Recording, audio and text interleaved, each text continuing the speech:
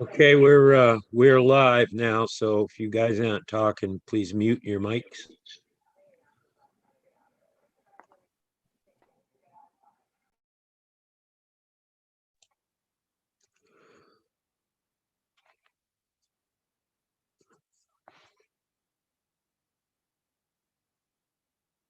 How are we doing quorum wise? I see Mike is logged on. Brett, Charlie, Rich, Ed, Kirk, and Jewel. Jewel, you're an alternate? Or are you a full? You're a full, right? Okay. Peter, Mike Delvecchio is going to be a little late. We have a tablet set up for him, but he's not here yet. Oh, okay. So you're expecting him there at City Hall? Yep. So I think everybody that's going to be on is on, except for Mike, who will come in later. Okay. There's no camera on this one. No, but usually. So would we use Rich again, as he's an alternate then, right? Brett. Brett, I'm sorry. We don't have, I don't know. I think we were expecting Stacy, but she's not on yet. Yeah, I think, like I said, I think I got a message that because he was seated last month that it would be Stacy's turn, but we'll deal with that when we get there. Are we ready to rock and roll, gentlemen? Almost. Ma'am, ladies and gentlemen? Almost. Almost. I don't have. There's a Cheap Trick song that goes with that. So. What does that mean? Means you can't hear me. Oh, I can hear me. Can you hear me? No. No, I can't hear anybody. I'm going deaf. I can do the roll call if you need me to. Yeah, I'll just grab a tablet. Okay. All right. Give us a minute. Okay, sure. Get Kalina seated.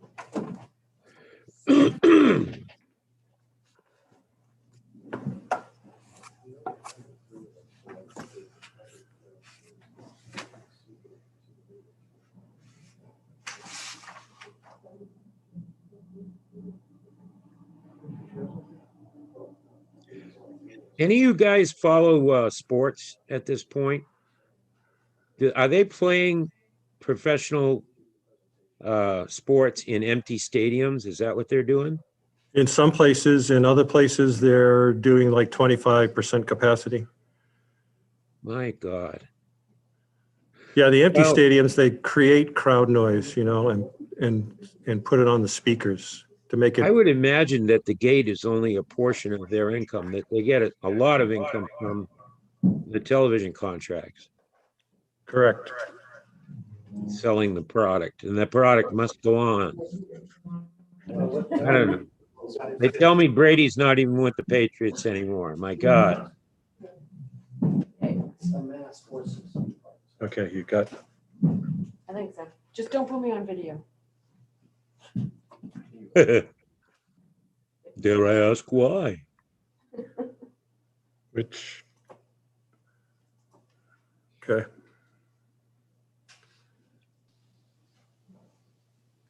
Okay. So we're ready? Are we ready to rock and roll? Yes. All right. Good evening, everybody. Welcome to the Laconia Planning Board. My name is Peter Burnett. I'm the chair. As the chair, I need to read you a few things. Get your pen and paper ready in case you need to write down some connection information. Due to the COVID-19 coronavirus crisis and in accordance with Governor Sununu's emergency order number 12, the board is authorized to meet electronically. Please note that there is no physical location to observe and listen to the meeting, which was authorized pursuant to the governor's emergency order. However, in accordance with the emergency order, we need to confirm that we are, first of all, providing public access to the meeting by telephone with additional access possibilities by video or other means. So we are utilizing the Zoom platform for this meeting. All members of the board have the ability to communicate, and the public will have access to watch the live YouTube video at https:// www.youtube.com/Laconia NH, all one word, lowercase. So that's Laconia NH YouTube channel. You can also listen to this meeting by dialing the following phone number on your phone: 1-312-626-6799, 312-626-6799, or 646-558-8656, 646-558-8656, or participate with the Zoom app. The webinar ID number is 824-4388-0229, and the password is 005909. That's 824-4388-0229, password 005909. We have provided public notice of this meeting and given you all information. We have the information located on the city's website.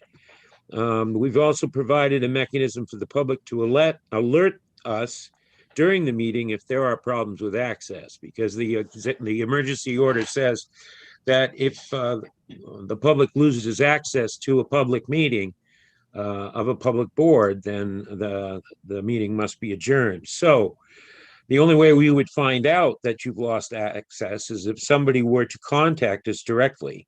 So if you do have a problem with connection, you may call 524-3877, extension 249. That's 524-3877, extension 249, or email planning@laconianh.gov.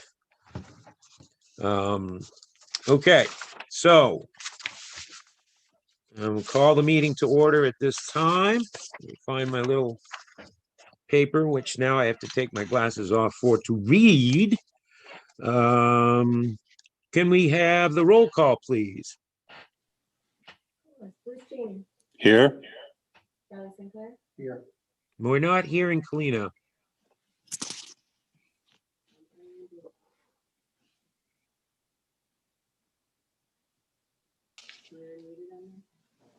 Yep. No, can you hear me? Yeah, well, it sounds like you're at the end of the room or something. Yeah. You're not close to the mic. Bruce Janey, Here. Charlie Sinclair, Here. Edwin Bones, Present. Rich McNeil, Present.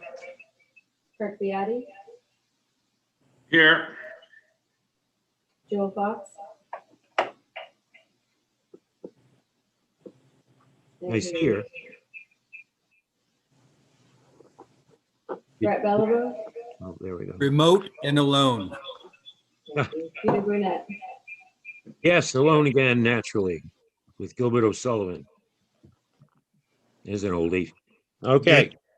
We also have this evening Kalina Graham, who's our recording secretary, Dean Trefethan, the planning director, and our Zoom host and the assistant planner, Mr. Rob Mora.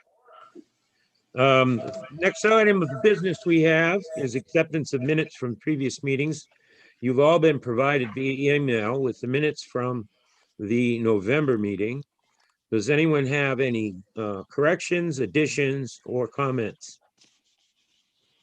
Well, sensing none, then I'm going to say that the minutes from the previous meeting have been accepted. We are now going down the list. Well, we're going to start out with public hearings. Isn't that great? First item is PL 2020-0094 CUP. It's a wetland buffer issue, 17 Western Terrace. The proposal to use 20 feet of the 50-foot wetland buffer. This application was accepted on November 4th, but we need to have a public hearing on it, and the abutters were all notified. So why don't we call the public hearing at, I can't see it, Looks like 6:39 PM. Are there any members of the public that wish to be heard? Are there any members of the public there, Rob? No? John Bernard, the applicant, is online. Okay. All right, so we do have the applicant. All right. Well, let's close the public hearing then. At what, must be 6:40, something like that? 6:39. All right, good.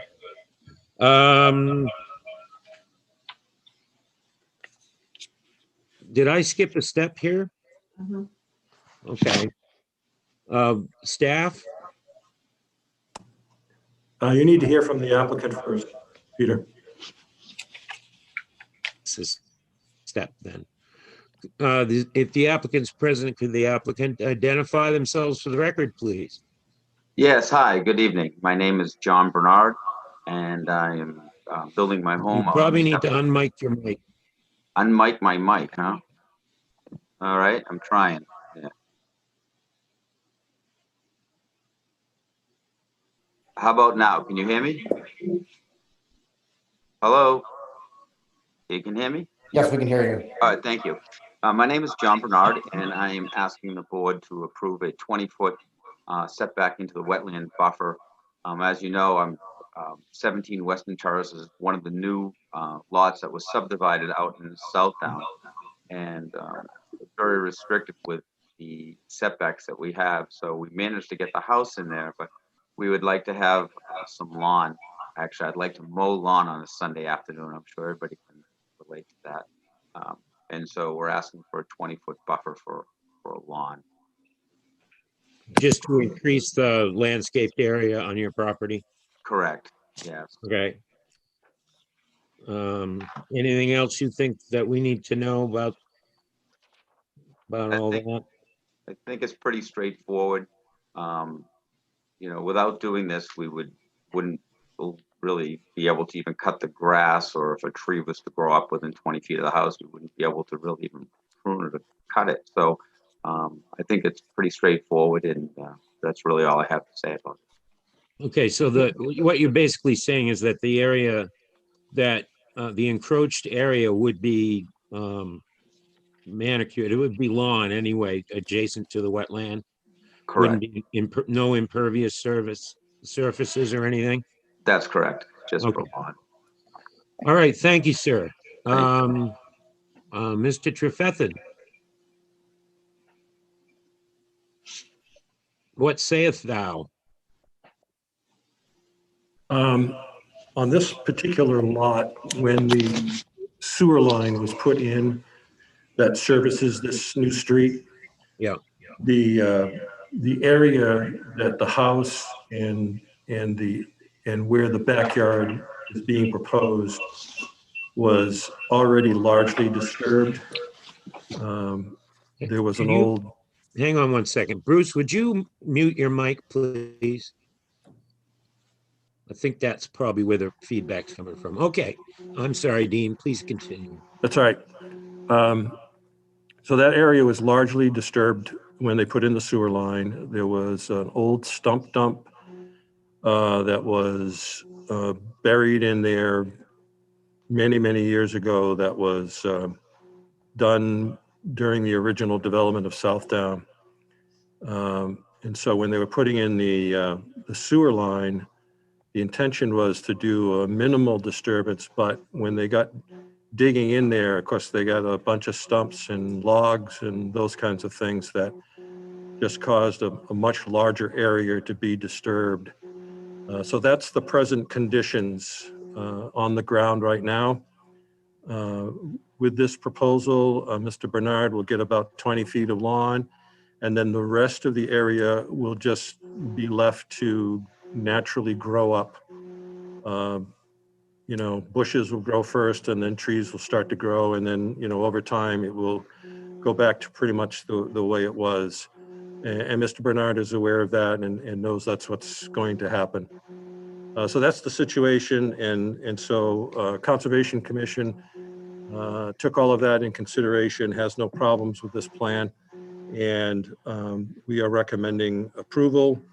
The only thing the Conservation Commission asked for is that in that area that is being impacted by the CUP, that no fertilizers containing phosphorus, herbicides, or pesticides are to be used in that portion of the lawn. Sure. Well, the lawn would also act though as a buffer, and any runoff from the house or the paved areas would Correct. be scrubbed, so to speak, on its way to the wetland. So, is Southdown pretty much built out now? I mean, they just sold this guy a lot on the stump dump. Yeah. There's a couple of more villages to go, very small villages. And within the established villages, there is the occasional empty lot that people over the past few years have been filling in. But it's getting close. Well, I could be a village idiot up there then, couldn't I? All right, well, that's the staff's recommendation. Thank you, Dean. Any members of the board have any questions for the applicant or for Mr. Trefethan? I do have a question. I just Sure. wanted to make sure, Dean, if we approve this for them to go 20 feet into the wetland buffer, is there anything that holds them to it, that it has to remain lawn? Or say 10 years down the road, can they put a shed back out there or do some other improvements? Because we've allowed them to go into that buffer. The application is for lawn. So that's the way we'll write it up when we do the notification of action. If in the future they wanted to do something different, they would have to come back to the board. Would the applicant have any objection to simply stating as a condition that no structures will be erected in the wetland buffer or any further development without coming back to planning board? I have no issue with that. Yeah, it sounds like it would be a reasonable, because Brett brings up a good point. So, okay. Any other questions? All right, so what is the board's pleasure on this? I need a motion maker. I'll make a motion to accept, if I'm using the term right, accept, Approve. approve, there we go. Yep. That word wasn't coming into my head tonight for some reason, so. First we accept and then we approve. Right, and I couldn't come up with that simple word tonight. It's all right. To approve PL 2020-0094 CUP, the wetland, with the staff recommendations, for 17 Western Terrace. I'll second that. Okay, it's made and seconded. It is the maker's intention to include a statement that any further development, no structures will be erected in the wetland buffer without notice to the planning board, something like that. Yeah, I would be willing to add that in as part of my motion. Okay, and I think the applicant's on the record as saying he doesn't have a problem with that condition. So, all right, motion's been made and seconded. Any further discussion on this matter? Okay, well, I don't see any hands up. All those in favor, we're gonna do a roll call now. Kalina will call the roll, please. Bruce Janey, Yes. Charlie Sinclair, Yes. Edwin Bonas, Yes. Rich McNeil, Yes. Kirk Beatty, Yes. Jewel Fox. Jewel. Oh, I still can't hear. Peter Burnett Yes. and Stacy Susie.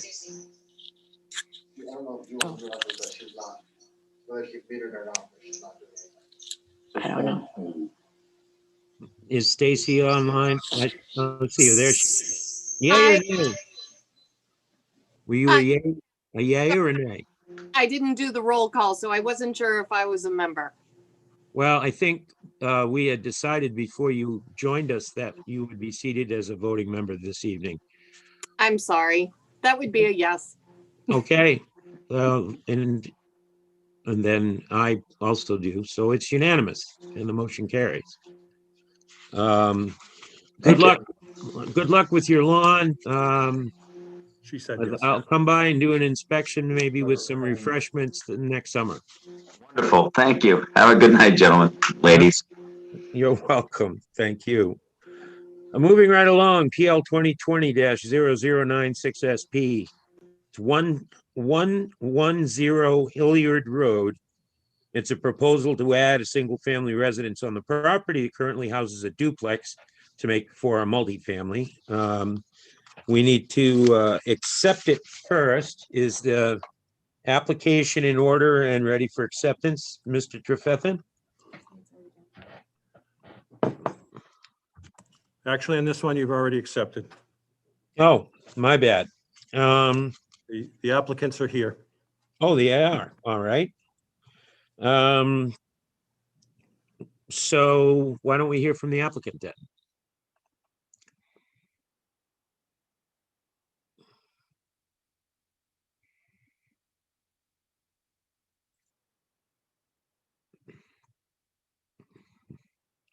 They're still on mute. There we go. Okay. Are they on there? I see two heads. You're there. It's the two-headed beast. Good evening. Would one of the heads introduce themselves, please? Yeah, my name is John Sheehy, 116 Hillier Road, Laconia. Okay. We are looking at where we would like to build this house at 110 Hillier Road, Okay. right next door. All right. And does anyone have any questions of the applicant? This application's already been accepted, so this is to approve the site plan, right? There it is. Okay.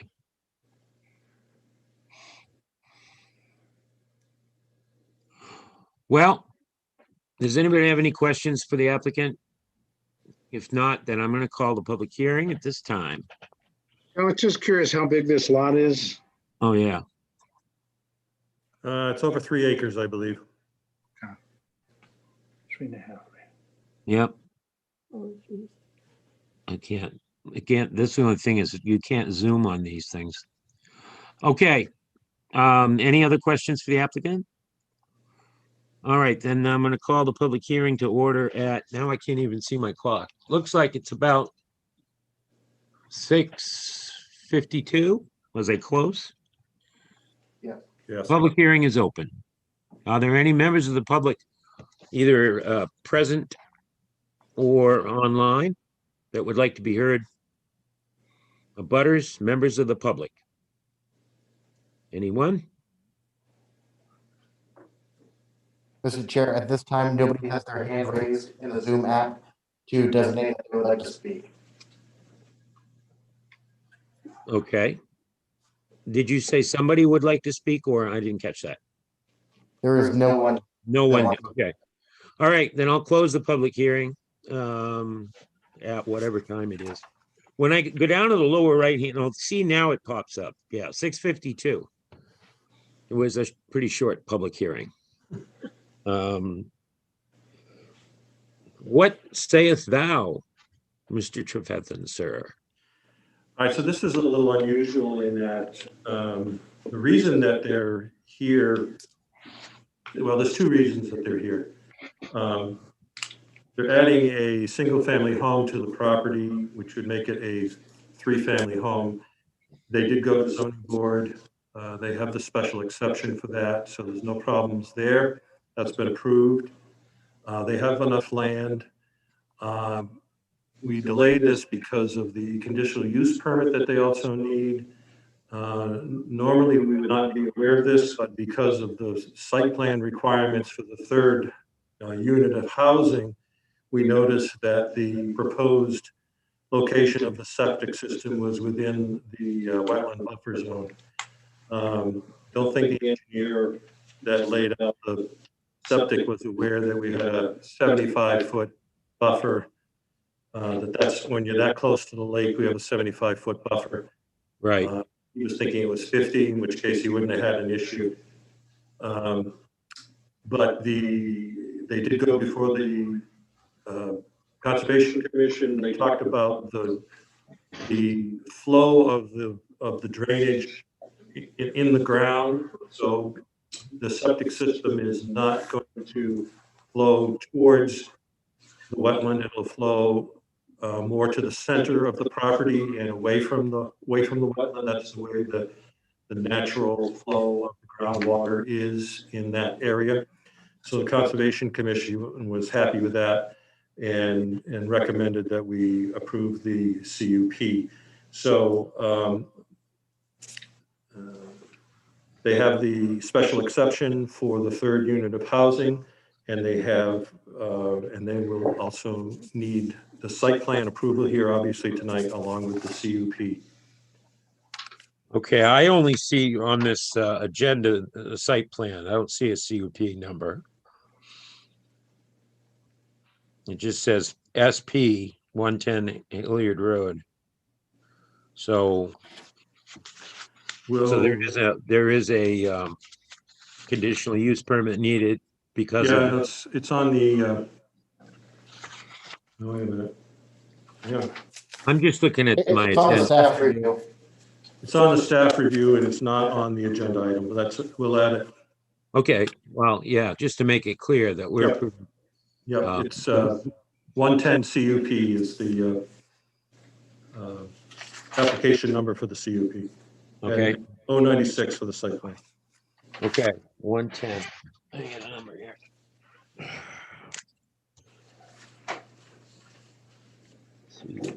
All right.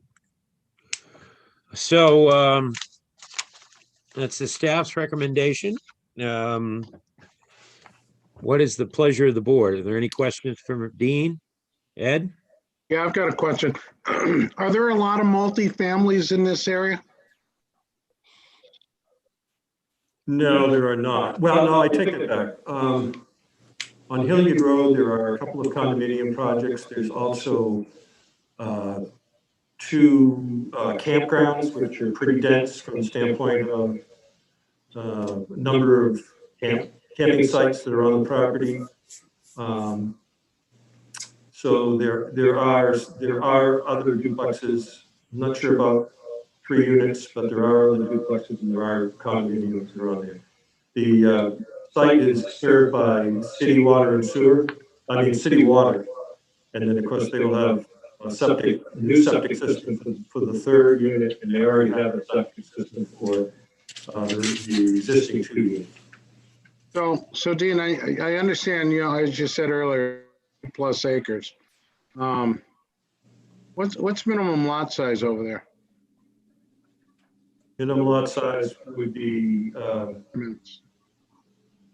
it's 2 acres with, because it doesn't have both city water and sewer, it only has city water. So it's minimum 2 acres. They have 3 point something. Just under 4 acres. Just under 4 acres. Okay. So this lot couldn't be subdivided and then have another unit on it. It would have to go as a 3 unit if it were ever sold. Correct. They would have to get a variance or something along that line in order to go beyond the 3 units. Okay. How about as far as dividing this off and selling it at some point? Can it be divided and sell 2 different units?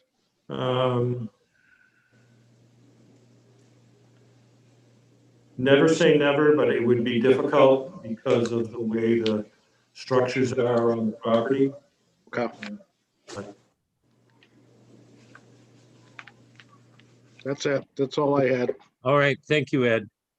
Are there any other questions for staff? I have a question for Dean. The existing well that's supposed to be disconnected when this goes in, is that something the city monitors, or is that just the responsibility of the homeowner? It's gone. It's disconnected. There you go. That took care of that. Any other questions? All right, well, what is the pleasure of the board? We have before you a site plan and a conditional use permit. Move to approve. Motion has been made to approve the application. Is there a second? I'll second it. All right, so we have a motion by Counselor Cheney and a second by Chief Biatti. Any discussion on the motion? Sensing none, we'll call the roll, please, Kalina. Bruce Cheney, Yes. Charlie St. Clair, Yes. Edwin Bonas, Yes. Rich McNeil, Yes. Kirk Biatti, Yes. Joel Fox.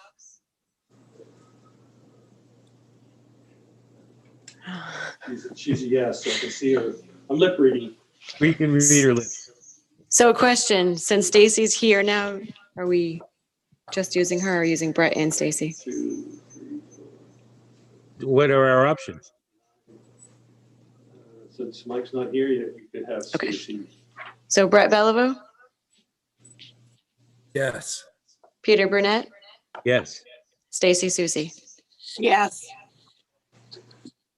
All right, that was everybody, wasn't it? So the motion passes. It was unanimous. Good luck, folks. And I Thank you. hope Thank everything you. turns out okay. It looks like the next one's the one I must recuse myself from. You're good. Are we coming up on Elm now? You're Yes. welcome, sir. Good luck to you. Yes. I'm in a butter to this You need project, direct to butter, so I'm going to turn the gavel, the electronic gavel, over to our inimitable vice chair, the one, the only, Edwin Bonas.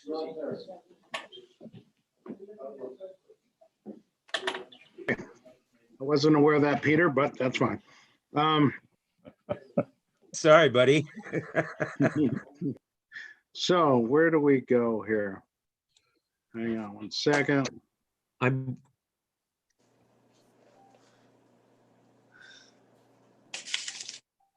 All right. So we have PL 2020-0098 SP and 0099 CUP, 4163 Elm Street, 9 Park Street, proposal to construct mixed-use buildings with associated parking. No public hearing here? Do we go straight on to the applicant, Dean? You'll hear from the applicant first and then a public hearing. All righty. So if the applicant would like to come forward. Mr. Chairman, planning board members, for the record, Steve Smith and Associates. I'm here tonight with a performance zoning CUP application, a site plan review application for redevelopment of 41 through 63 Elm Street and 9 Park Street for Scott Everett, who's the property is currently under Pogus Elm 1 LLC. The site is currently occupied by 3 buildings that have over the years become attached along frontage of Elm Street. And then there's a single unit that is accessible from Park Street. That's 9 Park Street. The building along Elm Street in the bottom floor is all commercial, roughly 8,000 square feet of commercial, with the upper stories residential, along with 9 Park Street, which is residential, which is under the tax records. There are 19 rental units within those buildings. And the property is located in the urban commercial zone. This project is going to require a merger of the 2 tax lots that the property sits on, tax map 367-7120 and 367-7121. We have attempted to do that merger prior to this meeting, but found out that the property had to be all in the same name, so they had to transfer one of the parcels into Pogus Elm 1 LLC. So that has been done, and subject to what happens here tonight, we will have to file our merger document with the planning department. That deed was just recently recorded. I came before the planning board in August for a design review. of this project. Things have not changed a whole lot other than we've formalized the design. At that meeting, we had a unanimous support from the planning board.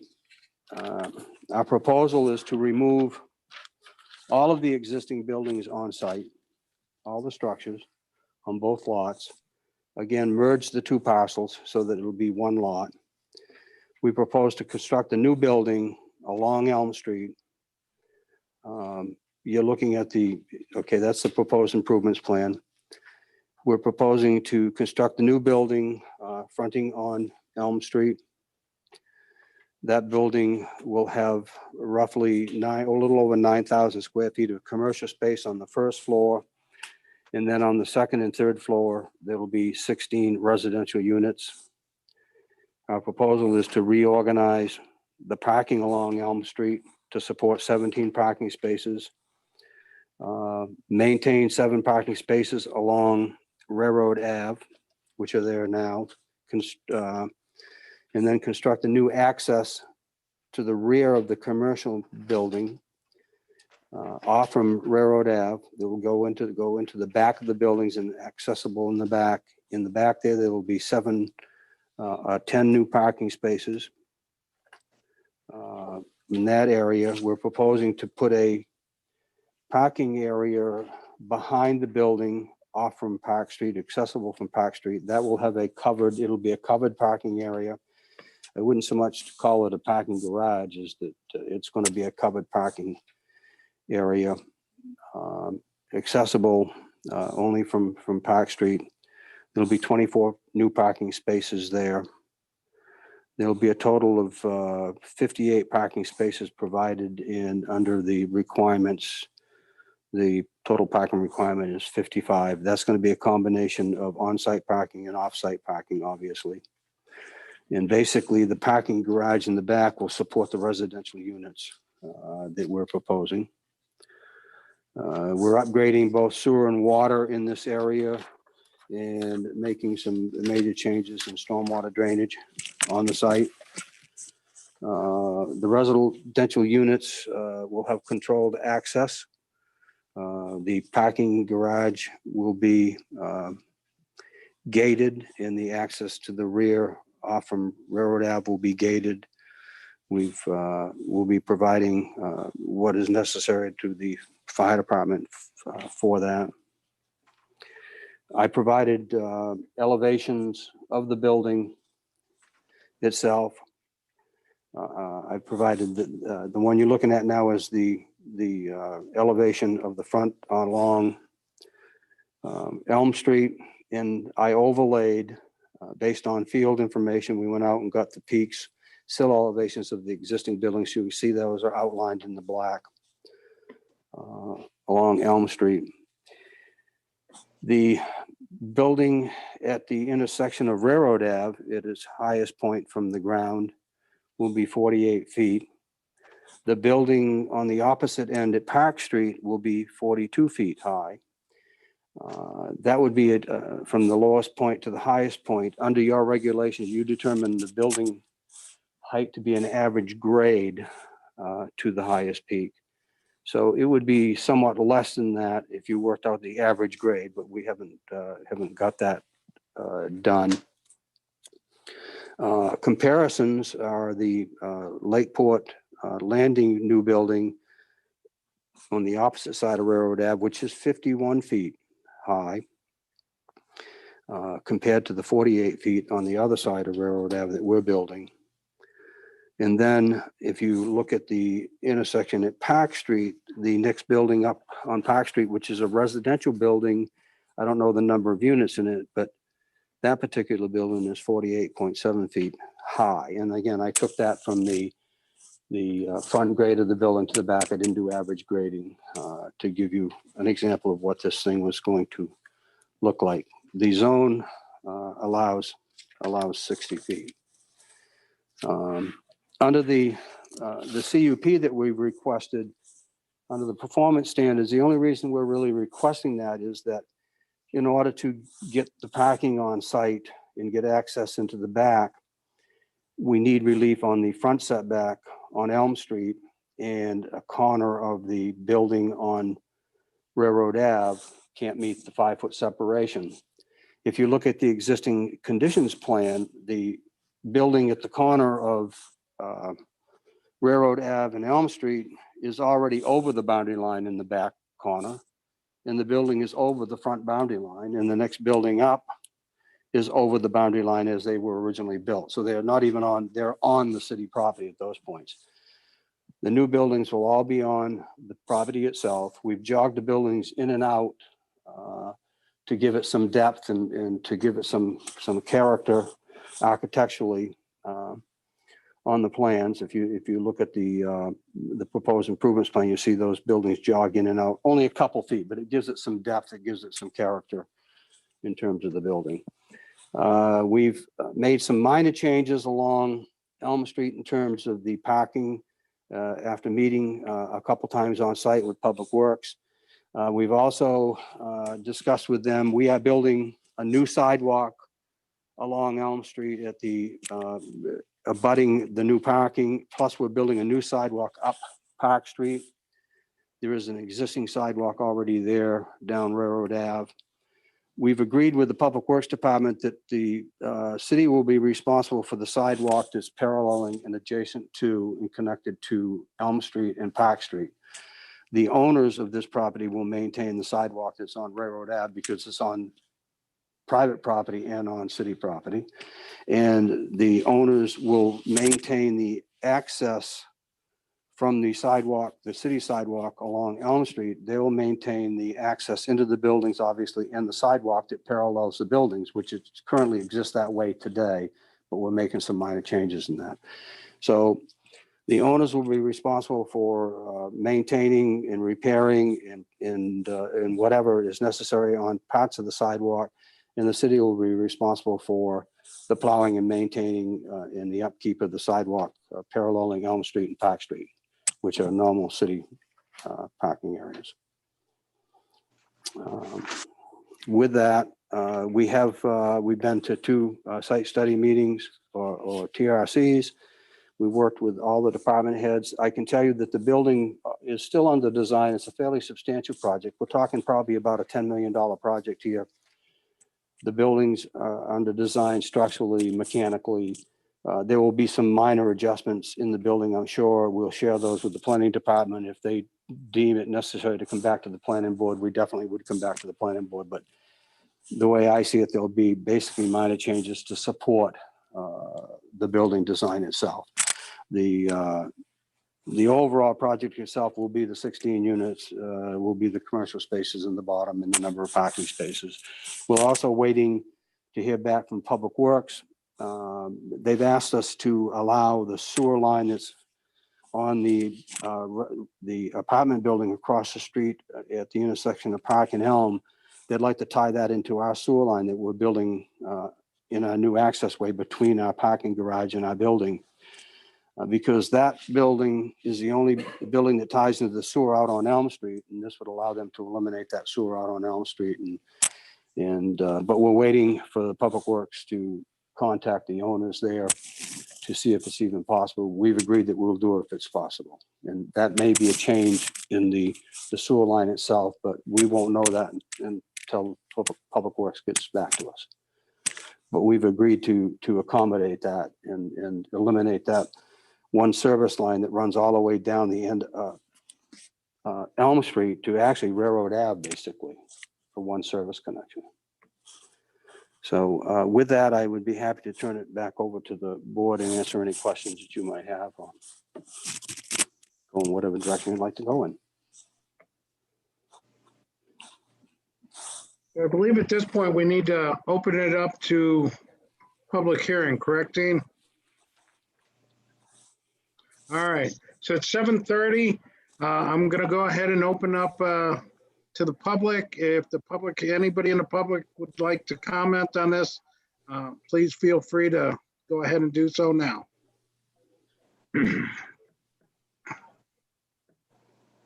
I'd like to be. Go ahead, I'm sorry. I'd like to be heard as an abutter, if I may. Absolutely.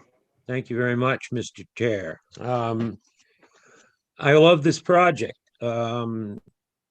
part of me, I think, when I first heard of it, I felt a bit of nostalgia for the current roof lines and the quaint look of the three buildings on Elm. But the point of the matter is that really they were beyond help.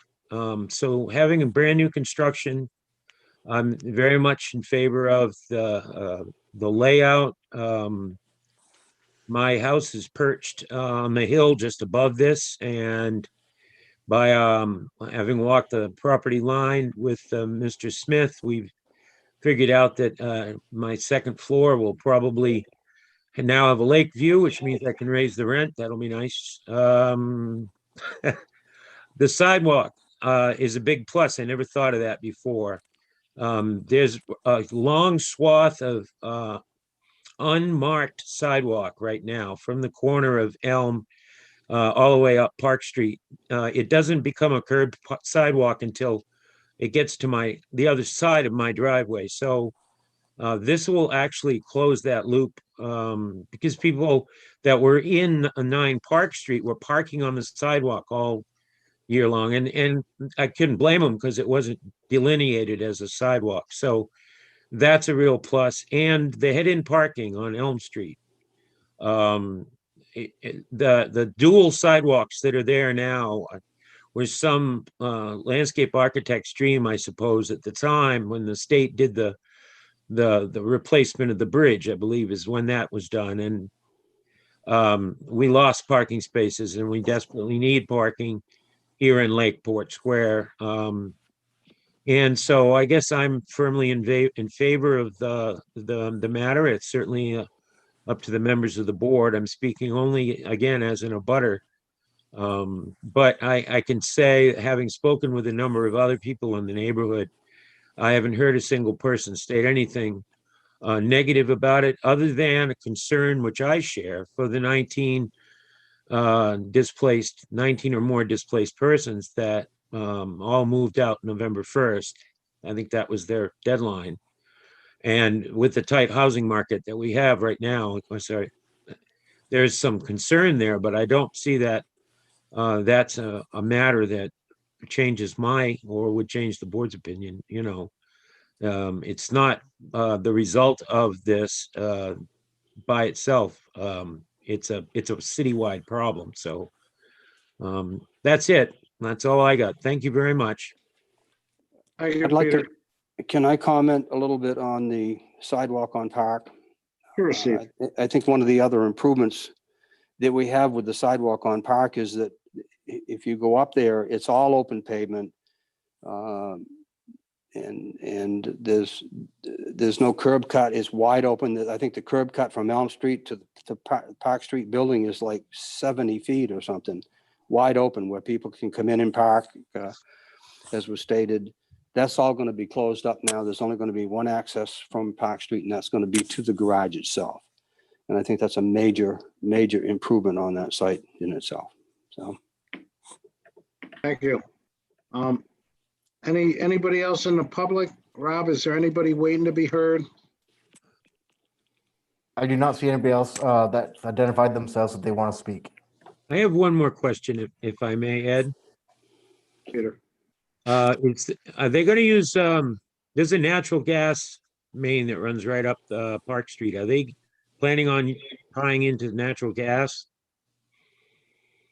I can't answer that. They've been working on all the mechanical, and actually we're going to go to, I believe, a full foundation under the entire building to get mechanical and stuff into the building the right way, and to get access for fire department and water department and things like that. And they're working on that now. I haven't talked to them about that. I really don't know. It seems very natural that if it's there, that's what they'll use. Yeah. But I can't tell you honestly. I have not spoken with Rich Ross, who's doing the mechanicals on that. I saw Mr. Everett last week, and he informed me that demo is scheduled to start next week. So it's going to be a fun winter. We have a meeting tomorrow on site, I believe, at 1 o'clock. Oh, with department heads. Oh, cool. Well, to talk great. about the demo, which was a request from the planning department. So I should come over with coffee, in other words. I see. Okay. Great. Thank you, Mr. It won't Smith. be as warm as always. it was today. It's always a pleasure to deal with you. You're a consummate professional in this field, and I'm always grateful for that. Thank you. Thank you. Rob, one more time. Anybody else out there? Currently, there are no individuals in the public that have raised their hand to speak for or against this application. Okay. So I'm going to go ahead and close the public hearing at 7:19 PM. And I'm going to ask the board if they have any questions for this applicant.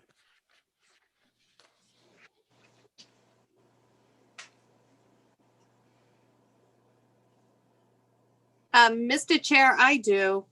I think Jewel does too, but I can't hear her, but I see her lip.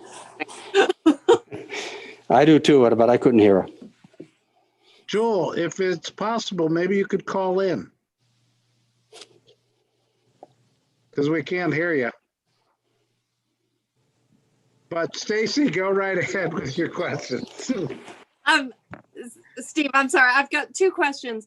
Are the 17 spaces out front included in the total number of parking spots? Yes, yes. Okay. And my other question was on the pedestrian bridge. Is that for residents only, or will the public have access to that? That's residents only. That gets them from the residential units to the parking garage. Okay. Because that's an elevated area back there. Right. Okay. Thanks. Yep. Rob, Jill's going to try to call in, I think. So see if we'll wait for her. Anybody else with a question while we're waiting? I have a question, but it's more kind of for Dean. Since Peter had kind of alluded to the housing shortage here in Laconia, is there anything in the development regs that prohibits redevelopment of a site when you're losing affordable housing units? Not at the moment. That's probably something that we should look at to try to do some type of an incentive for new development, but currently we don't have anything that would require that. All right. Anything else? How we looking there, Rob? Mr. Chair, I've got a question. Go ahead, Charlie. Thank you. I just wanted to know if the parking spots in the front, those are public parking spots, right? That's correct. Okay. Absolutely. I thought that, but then I got curious. We're going from 7 parking spaces to 17. Not in the front, though. Yes. On the street? Mm-hmm. Oh, okay. Yep. I thought that was everywhere. Okay, thank you very much. Do we have Joe on the line? It is not enabled with our program to allow people to call in to speak. They have to use the app. So she can call in, but she can only listen. Okay, that won't work either then. How about if she calls the trouble number and we can relay the question? Jewel, if you can hear me, there's in the lower left-hand corner of your screen, I think there's a video settings or an audio settings that has to be turned on. It's like a switch. If you click the up arrow on the speaker button and then select your headphones with the mic or on the mic on your machine, perhaps.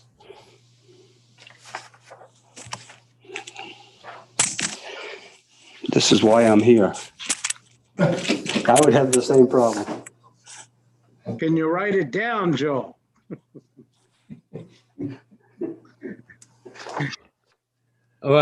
Jewel, if you got a pen and paper? All right, 524-3877, extension 249. 524-3877, 249.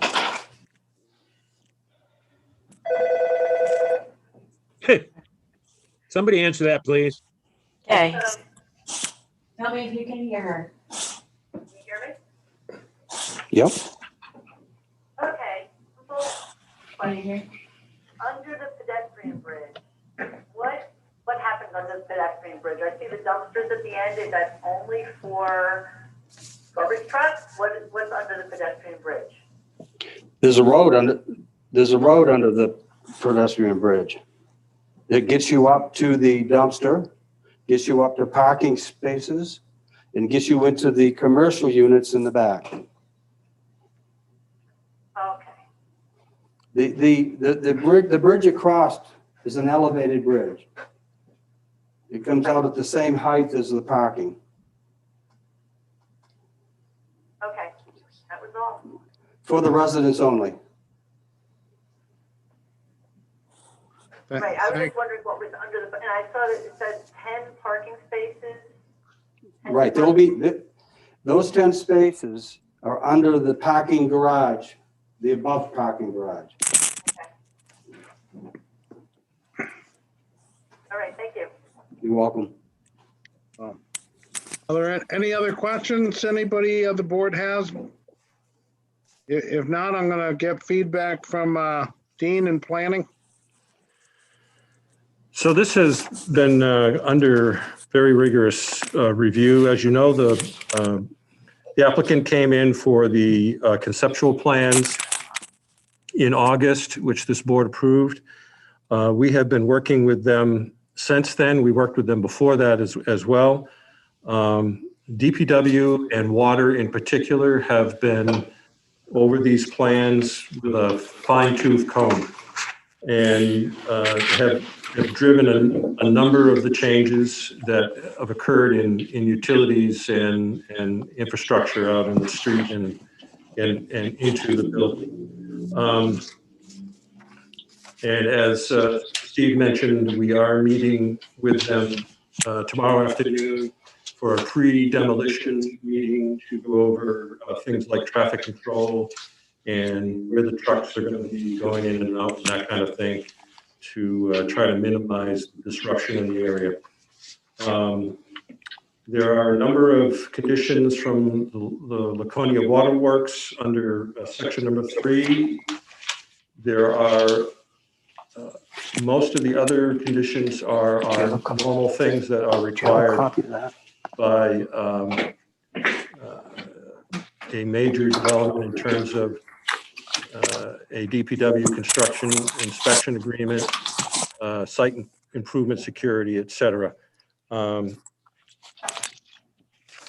They have a couple of permits that are in the process, and they won't be starting construction until we have all the permits in place. But we are recommending approval with the attached criteria. Great, thank you. So at this point, what would the board like to do here? I'll go ahead and make a motion that we approve PL 2020-0098 SP and 0099 CUP for 41 through 63 Elm and 9 Park Street, including the staff recommendations in Roman numerals 1 and 2, and including the Laconia Waterworks conditions as well. Seconded.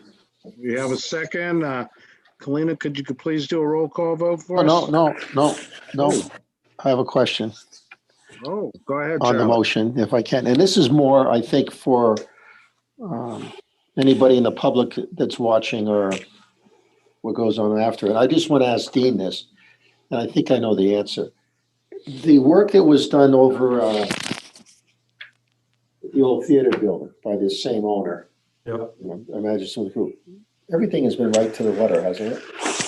Oh, absolutely. Yes. There's been no complaints from anybody, abutters or anything like that. It's just been.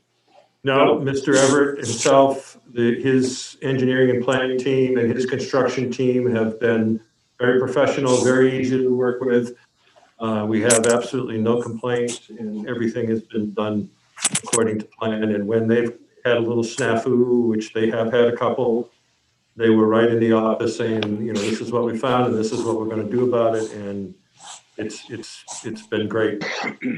I just think for the record, that's good. That's good to know. And so thank you. Thank you, Dan. I mean, Charlie. Kalina, roll call, please. Bruce Cheney, Yes. Charlie St. Clair, Yes. Evan Bonas, Yes.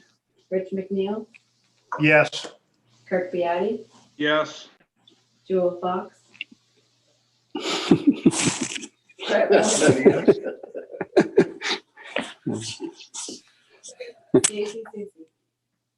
Yes.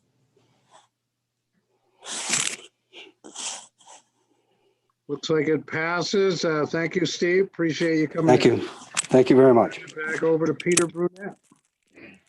Thank you, Ed. Excellent. Glad you were here tonight. Moving on to 9.4, 04016 SP. It's an amendment to the previous SP, I guess. 135 Weirs Boulevard, Boulevard Commons. Proposal to amend the original application to allow for park models, skirting, and decks. And we need a motion to accept. So is the application complete and ready for acceptance by the planning board, sir? Yes, it is. Okay. So do we have a motion? To accept. It's a motion to accept the application, not to approve. Ed Bonas, I'd make a motion to accept the application as proposed. I'll second that. Oh, so we have a motion by Mr. Bonas, a second by Mr. Bellavo. Any questions or discussion? All right, sensing none, we'll call the roll. Please. Yes. Charlie St. Clair, Yes. Evan Bonas. Edwin, Is that me? Yes. Rich McNeil, Yes. Kirk Biatti, Yes. Jewel Fox. Brett Bellwood, Yes. Peter Burnett, Yes. Stacy Susie. Yes. Okay, the motion was made. It's unanimous and the application has been accepted. Why don't we hear from the applicant? Hi, how you doing? Can everybody hear me?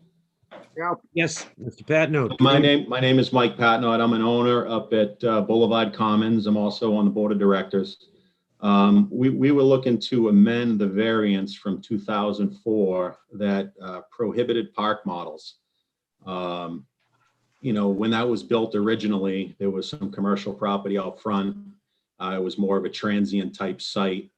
Over the years, it became condominiumized, and it's become more of a permanent type resident, you know, seasonal, but no transient activity in and out.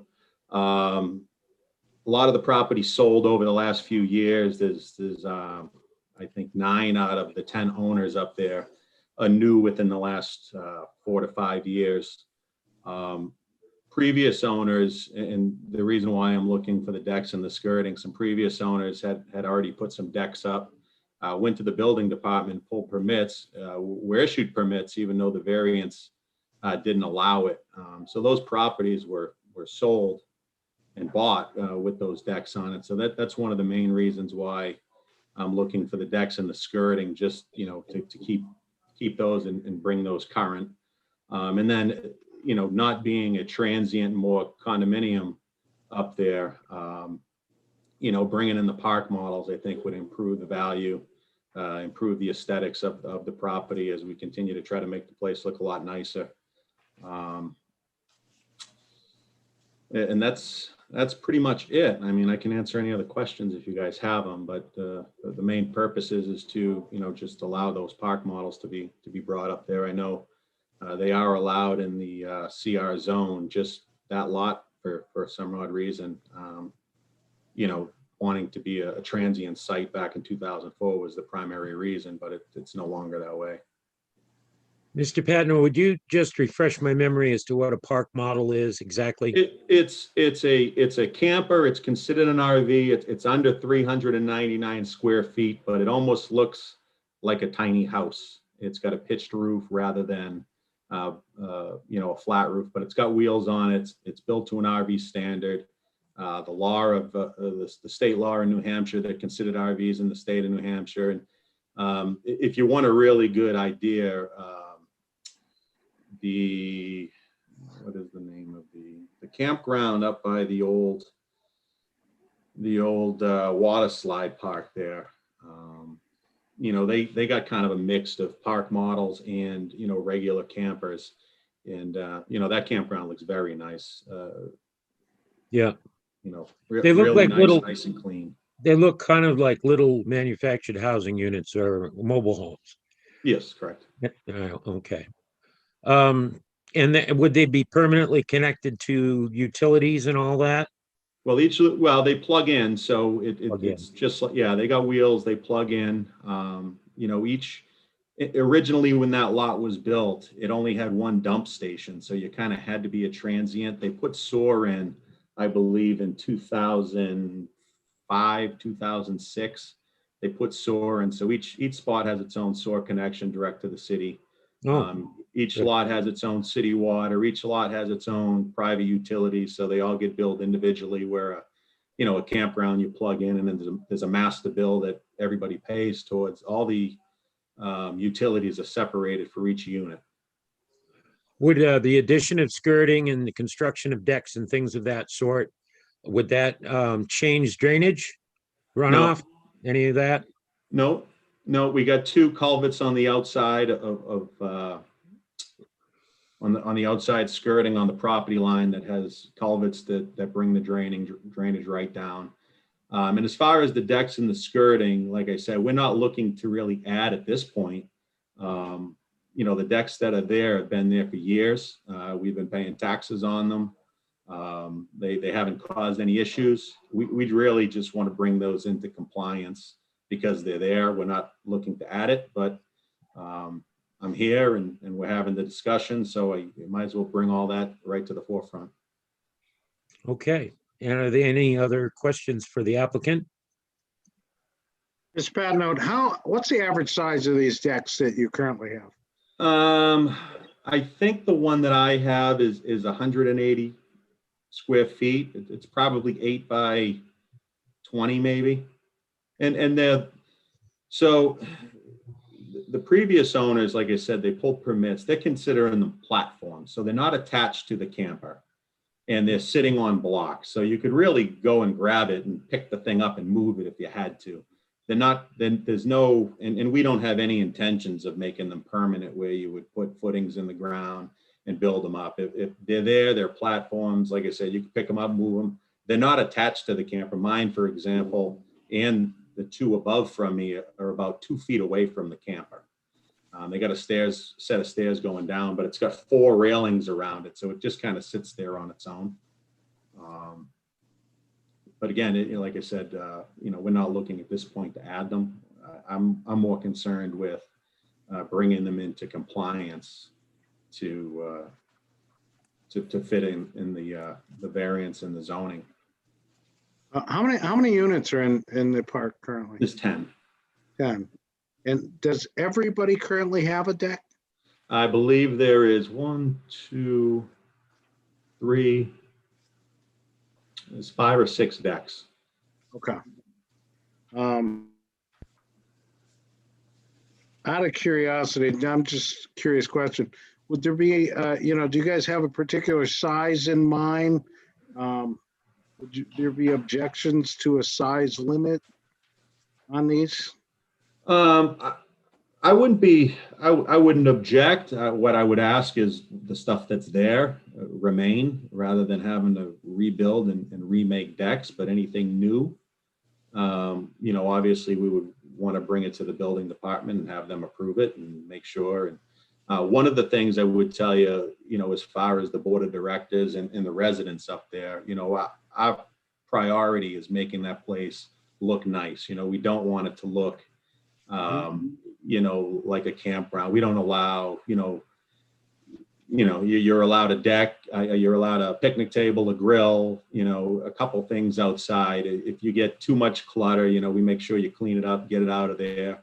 You know, if you ride around the town, look at some other campgrounds, you got guys with full-size refrigerators out on their deck. You know, the last thing we want to do, you can see us from Where's Boulevard. So, you know, we don't want to be an eyesore. We want the place to look nice. You know, it's all families up there. Like I said, no transients, it's all families. We take pride in ownership. You know, we try to plant flowers and new bushes and shrubs and mulch and make sure the place looks really nice. So as far as, you know, oversized stuff, you know, we have no interest in adding 3-season rooms or any of the things that you see in the other campgrounds. We want to kind of keep it, you know, bare bones, but you know, it's nice to sit out on your deck. It is on a hill, so, you know, having a deck allows you to not be on the hill. But yeah, so that's Perfect. Thank you. That's all I had. Thank you. I have a quick question. So the lots that the members purchase up there, or however you work it, what's the average size of that piece of land that they get? 30 by 50. Some are longer the way it comes up at an angle. The guy that is 2 down below, his lot may be over 100 feet long because of the way it angles. But I think the minimum, you know, some of the campers that are there already are already at that, you know, 400 square feet. You know, they're 40 feet long, and, you know, they have the slide outs. And, you know, mine, for example, I bought it, but it's an older unit. It's a 2008. I'd like to upgrade it. And the one that I'd like to replace it with is the exact same square footage. So, you know, I'll pull one out, I'll put one in. You know, the current one that I have, you know, with the slide outs out, it's close to 13 feet wide. So it's already there. So I'm not encroaching. It's actually a little bit shorter than the one I have. The one I have now is 40 feet. The one I'm looking at is 35. So I'll actually be shrinking up a little bit. You know, and we're not looking to really encroach on anybody's property any more than we already are. Again, they're limited to a certain size. So. Okay, then I have one more question for Dean. Since this is becoming not so much a campground and more of a condo thing and a little more permanent, even though nothing's really into the ground, are there any regs that still require setbacks from each of the lots, or could they in theory deck the whole thing in between all of these trailers? There are no setbacks within the property, so lot to lot. There would be some fire codes that would come into play. So, you know, you wouldn't be able to abut deck to deck or that kind of thing. There would still need to be some separation between either units or decks or those kinds of things for fire code. Okay, then Mike, back to you. In the condo association, do you guys require that if they're going to put a deck, or let's say if we approve this and you say they can put up a deck, are you going to require that they stay at least 5 foot off of their lot line or some kind of internal setback? Yeah, so everything we do right now needs to come through the board. I mean, we won't even let you put a satellite dish or an air conditioner without board approval.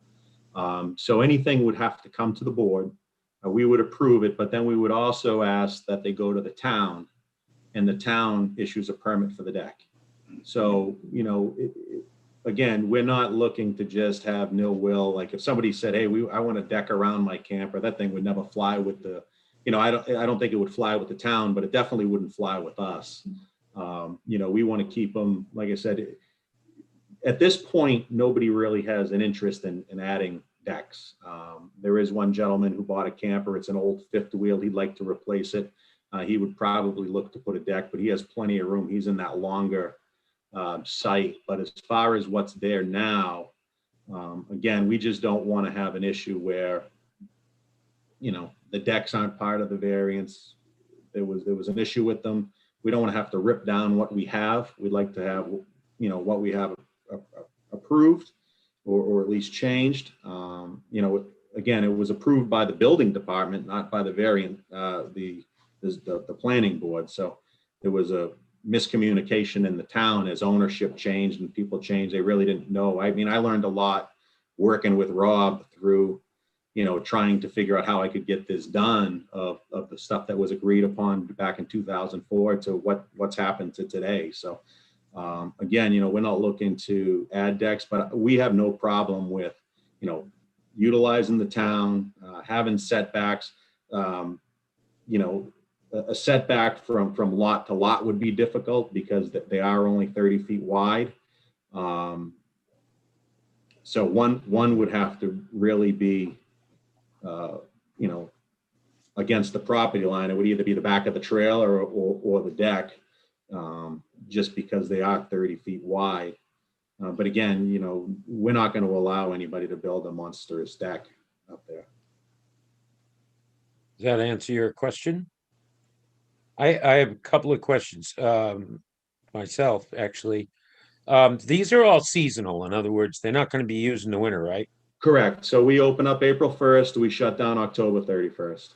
Okay, great. And my final question is, what make is that blue guitar in the background? That one there is an Epiphone Les Paul. Wow, beautiful. No, thank you very much. Thank you. Are there any other pertinent questions for the applicant? All right, well, sensing none. I forgot now. Well, the public hearing would be next, right? All right, let me see what time it is. It is 7:45 p.m. I'm going to declare the public hearing open. Are there any members of the public on Zoom or on the telephone waiting to be heard? Is there anybody present in? Hi, can you hear me? Huh? Hello. This is Matt Monkowitz. I'm with the Paugus Bayview condominiums abutting Boulevard Commons on the President's Association. How are you? I'm well, thank you, sir. You may proceed. Thank you. I just had a series of questions. Hearing Mr. Patnode's comments, seems like a very reasonable fellow. We had some run-ins with some of the previous owners. So we have a contingent of our owners on the phone, and we had some questions that we would like to pose, if that's okay. Absolutely. That's what the public hearing is for, sir. Thank you so much. Mr. Patnode, you said that there were 9 new owners of 10. Are there any multiple unit owners? Not at this point. Well, there is. So you would be right behind me. So I would be the third one from the top of the hill. The multiple unit owner that actually owned all those had sold them last year. So this year was my first year there. The 2 that are up above me was their first year there. And then the one below me was just sold in September. So the 4 that abut you, all those owners are brand new, just this year alone. The one that's down, the furthest down, he's been there for about 4 years. Across the way, the one at the top of the hill, he's a renter, and he's been renting for about 5 years. The second one in, he's a brand new owner this year. The other one was one of the original buyers. Well, he bought in 2011.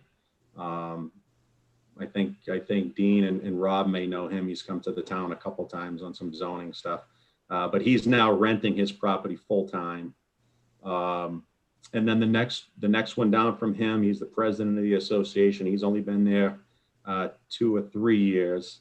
And then the one down below was purchased by Nick Tamposi, who owns the hardware store, or had bought the hardware store, but he lets a fellow live in there. So that was bought in 2018. So all these really are turned since over. 2018, most, everybody there is pretty new. Even the renters who own, they're still new. Got it. Thank you. And you said they're all owner occupied in the application, but you mentioned there's also rentals. Do you have any bylaws or any governing rules about renting, or is Yeah, it? so they changed the law, and I before I got there, from what I understand is, there was all kinds of issues with, bikers, and there was one guy that kind of squatted there for a while that they couldn't get out, and it actually caused one of the board of directors a removal because it was his property. But we put in our bylaws now that it's a minimum 30 days. There needs to be an approval process in order to rent your property. The board needs to approve the renter, needs to approve the application. So yeah, there is a process. So we kind of discourage it. The two renters that are there. So the one renter, Billy, he's been there 5 years.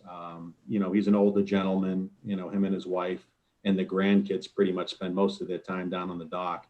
And then the other guy that rents, he was actually in the spot that was next to me and moved over. So he's been there, for probably 3 or 4 years, just in a different spot. So we haven't had, and I've heard a lot of the horror stories, and we haven't had any of that, and don't plan on it. No, it sounds like you've done a great job in reviving and building a nice little community. So congrats on that. Thank you. So what about other bylaws in terms of, quiet hours or anything like that? Do you enforce anything like that? We've got I'm asking for a specific reason. We've got a neighbor on that side that has experienced, partying into the wee hours. We all like to have fun. But do you have any restrictions, or? Yeah, so quiet time's supposed to be, at 11 o'clock, shut the music off. And, we had over the summer, we had a guy up top, he had his music playing. I went out, I said, hey, you got to quiet it down, because I'm with you, I got to get my sleep. So, we want to make sure that, everybody goes up there. It's a small place, camp, and for us, the camper walls are pretty thin. So Right. We want to make sure everybody enjoys their time. Everybody gets their sleep. There's really no younger group up there. I mean, I think we're all in our either late 30s to early 60s. So I think our partying days are a little close to being over. I mean, I'm more of an out on the boat party guy anyway. Well, I would not encourage stopping any of the partying until midnight, probably. But at any rate, no, and Matt, I can always give you my phone number, and if there's ever an issue, you can call me directly. I think we should do that. Issues we have. You seem like a much more reasonable guy than we've dealt with in the past, so I think we could probably get along. One final question: the previous owners had agreed to maintain a fence between the properties, an 8-foot stockade. Part of it's coming down. Is that something you could address? It is. I don't know where the fence is. Is there one that even exists? There's portions of it. Okay. Yeah, I know there's not one behind me. I can see directly over. I do know, looking at the original site plan, that there was supposed to be a fence that was never actually put up. But yeah, I could address that, and we can take care of that, no problem. All right, and then let's find a way to connect. I think I just reached out to you on LinkedIn, so we'll connect and exchange numbers. Hope to meet you in person. Absolutely. Thank you. Thank you. Thank you, Mr. Markowitz. Isn't technology wonderful? Are there any other abutters or members of the public that would wish to be heard? Anyone present in City Hall? Yes, I would like to be heard. This is Wayne Moriarty. I'm one of the abutters at 147 Weirs. Yes, sir. Go ahead. One of the questions I had, was there any kind of a height restriction on these park homes? Because from what I've seen, some of these with the pitched roofs and lofts can tend to be considerably higher than a regular standard trailer height. They're all under 13'6" because they got to go over the road. Okay. And is there any sideline setback as far as the property line goes, how close these can be to the property line?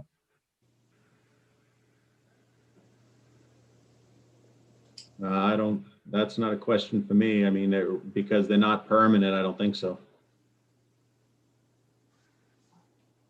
I'm not sure how close they are to the property line currently, but I mean, obviously, it would be, more problematic if they were closer to the line than they currently are. They would not be. So as Replaced. far as the square footage, they're not getting any bigger. Like I had mentioned, the one that I looked at is actually 5 feet shorter. I would actually pull it closer to the parking lot rather than set it back towards the property line. So I would actually be retreating the property line by 5 feet. Okay, that's all I had for questions. Thank you, Mr. Moriarty. Are there any other members of the public or abutters that would like to be heard on this matter? Anyone?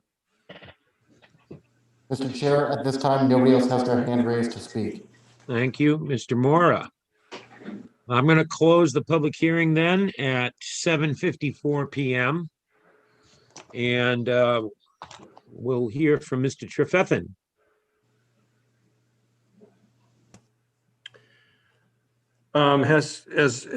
Has been mentioned, this area started out as a kind of a traditional campground, and over the years has kind of morphed into something else and has been officially condominiumized.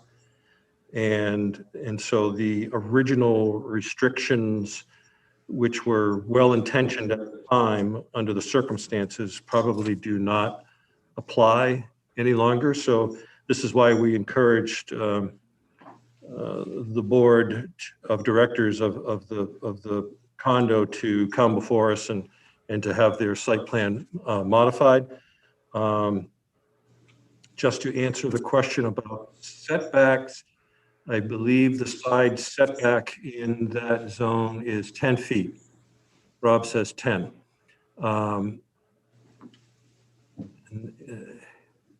We would consider these to be structures, so it would be 10 feet would be the minimum. You have our staff recommendations. Basically, what you're amending is the conditions of the site plan to allow park models, to allow decks and skirting, and all other previous conditions of approval would remain. And we'll check on the fence issue on the original site plan application to see what the situation is with the fence, and we'll reach out to Mr. Patnode about that. All right. Well, thank you. Are there any questions for Mr. Trefethan? All right. So what is the pleasure of the board at this time?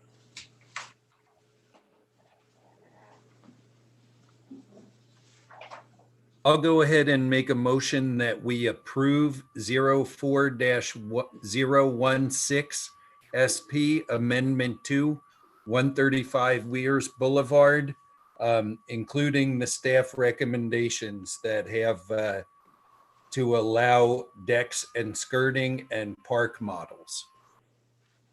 We have a motion by Mr. Beliveau. Is there a second? I'll second that. A second by Mr. McNeil. Any further discussion or questions? Sensing none, we'll go to a vote then. May we please have a roll call? Bruce Cheney, Yes. Charlie St. Clair, Yes. Edwin Bonas, Yes. Rich McNeil, Yes. Kirk Beatty, Yes.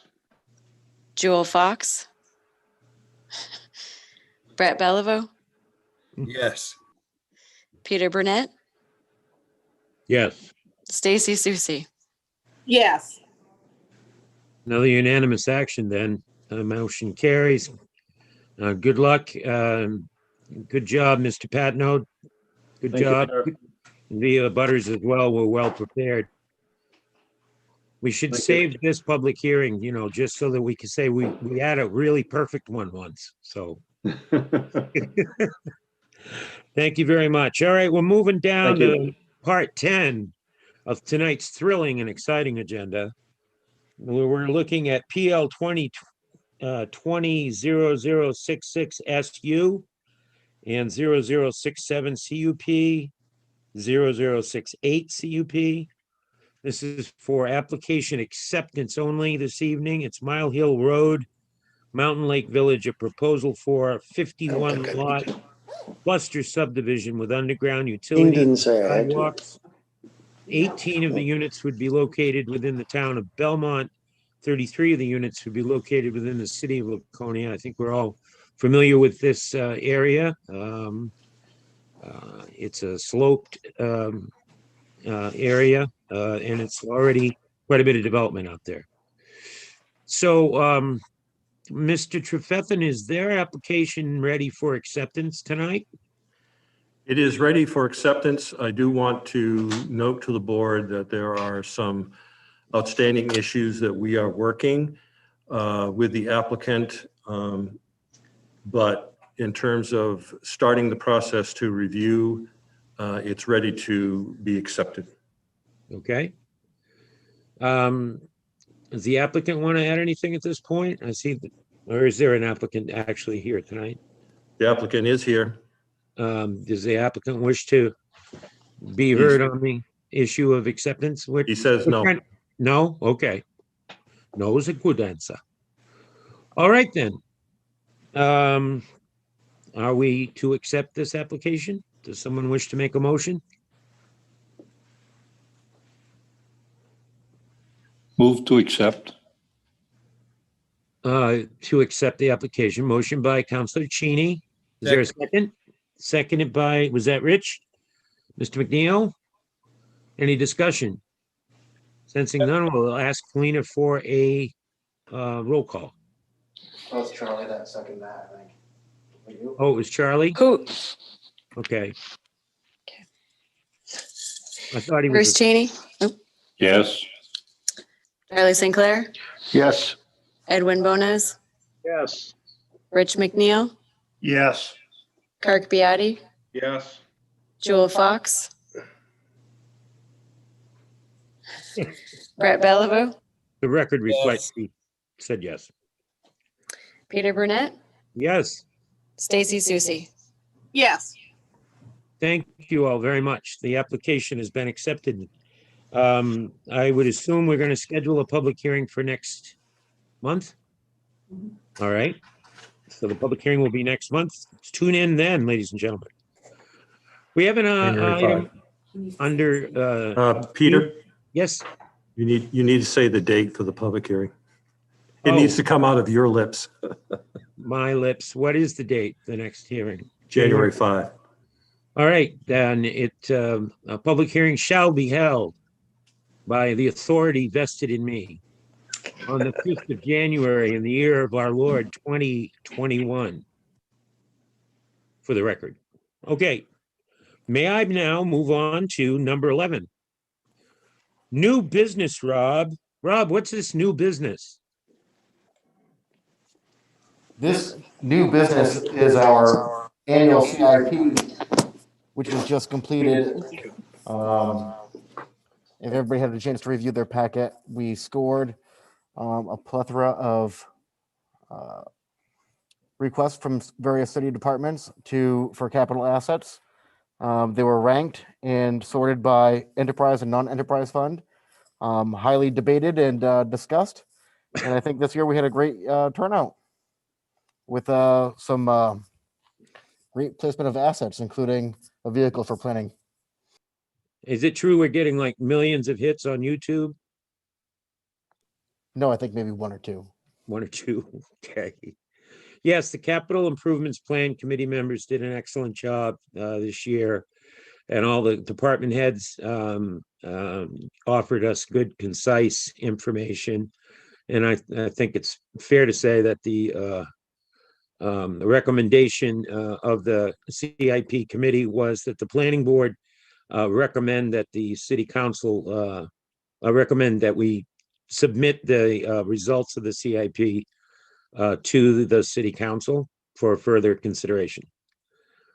Do we need a motion on that? We probably do, don't we? We will need a motion on that. So I'm going to let somebody make that motion. The motion would be simply to pass on the CIP rankings to the city council for their budget deliberations.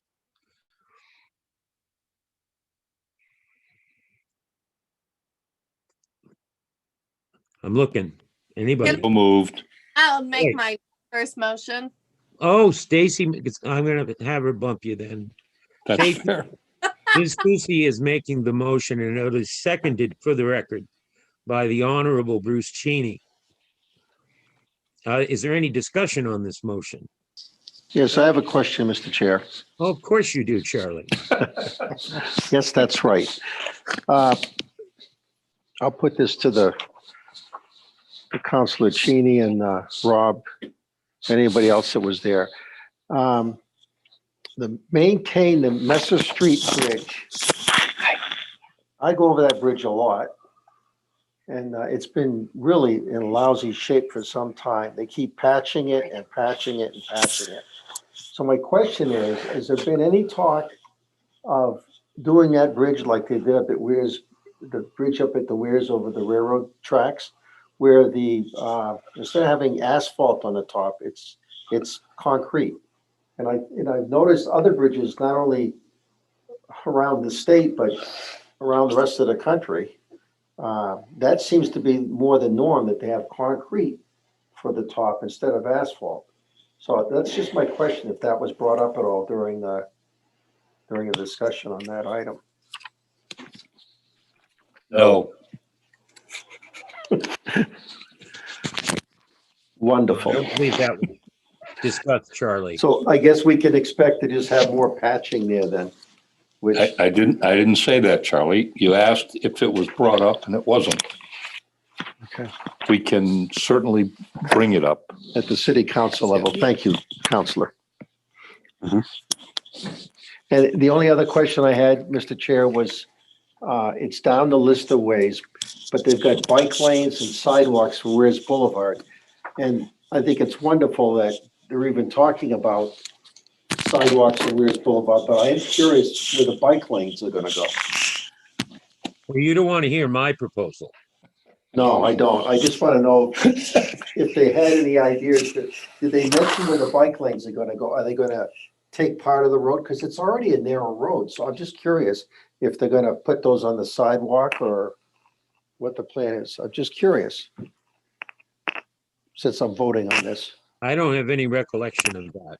I can give you a really good answer, but you're not gonna like it. You should call West End at DPW. Yeah. Okay, thanks for all the information, everybody. See, my idea was that we make White Oaks Road one way. And we make the boulevard one way in the opposite direction. And then we add a pedestrian and bike lane to both. See, I told you you didn't want to hear mine. But I mean, it's the only way to add a pedestrian and a bike lane on the existing Weirs Boulevard without blasting and taking a lot of private property for public use. So anyway, any other questions regarding this? All right, then I guess we're ready for a vote. You mean a roll call? Yes. Okay. I'm sorry. Bruce Cheney, Yes. Charlie St. Clair, Yes. Edwin Bones, Yes. Rich McNeil, Yes. Kirk Biatti, Yes. Joel Fox, Brett Bellevue, Yes. Peter Burnett, Yes. Stacy Susi, Yes. and Mike Delavec, yeah. I'm sorry, I'll have to pass. I came in too late. You didn't miss much, Mike. Thank you. All right, so the motion passes. The CIP report will be passed on the recommendation to the Laconia City Council. We're moving on to the Planning Department report. What do we have? Actually, Mr. Chair, number 12 is old business. I'd like to do that first. Did I jump? Yes, Oh, you- yes, I'm sorry. Yes, please, go ahead. So Weirs Beach Village is a cluster development at the corner of Endicott Street North and Hilliard Road. They are very close to being done. They are constructing the last 4 or 5 houses at this time. They have a few things that they have to do to finish the project in addition to the finishing the houses themselves. One of those things is the sidewalk along Hilliard Road. The original site plan approval that was approved in like 2008, 2007, something like that, has the sidewalk on the southerly edge of Hilliard Road, and there are slope issues there. And there's also a right-of-way issue there. 1 second. Mike, would you mute your mic, please? Thank you. You were saying, Dean? So there are some right-of-way issues there and slope issues there. We have had a couple of different discussions, and we also met with the applicant up on Hilliard Road. Rob and I went up along with Assistant DPW Director Crystal Larson to discuss having the sidewalk on the other side of Hilliard Road, the side of Hilliard Road, the northerly side, which would be the same side of the road that the project is on. This takes care of the slope issues. It takes care of the right-of-way issues. And it makes the most sense. So there's two aspects to this. The first one is if the planning board is okay with making that change tonight, or there has no objections to making that change tonight, we would like to go forward with that. The applicant would like to go forward with that. And it would get reflected in the final as-built plans that they will submit to show where everything is. The other aspect to this is that the sidewalk was going to go from Endicott Street North all the way to the bottom of the hill beyond their second driveway, basically to their property line. It is our proposal that the section of sidewalk from their second entrance and then going west on Hilliard to their back property line not be built, and instead, when they get up to Endicott Street North, they will do some work on the existing sidewalk to marry it together and to create a safe situation and to create a crosswalk across Hilliard at that section. So and the reason they need to do some work at that intersection is because the sidewalk currently along Endicott Street North is about 5 feet higher than the street pavement. And there's quite an embankment there. And then there's a very steep ramp basically on the sidewalk to get down to Hilliard. So the idea would be to rework that intersection and the sidewalk and marry the two together so that they come together at a reasonable point and you eliminate that steep slope, which would be difficult obviously for people in a wheelchair or that kind of a situation. And also they will be helping with the crosswalk across crosswalk across Hilliard. We think that is a win-win compromise, but I didn't want to do it in a vacuum. I wanted to let you know that this was our thinking, and Bruce, would you mute your mic, please? To see what, thank you. To see what the board thought of the two aspects of A, flipping the sidewalk to the other side of the road, and B, eliminating part of it on Hilliard Road in exchange for the applicant paying for all that work that has to occur at the intersection with Endicott Street North. It sounds wonderful, but are you asking us to amend a CUP that we already granted?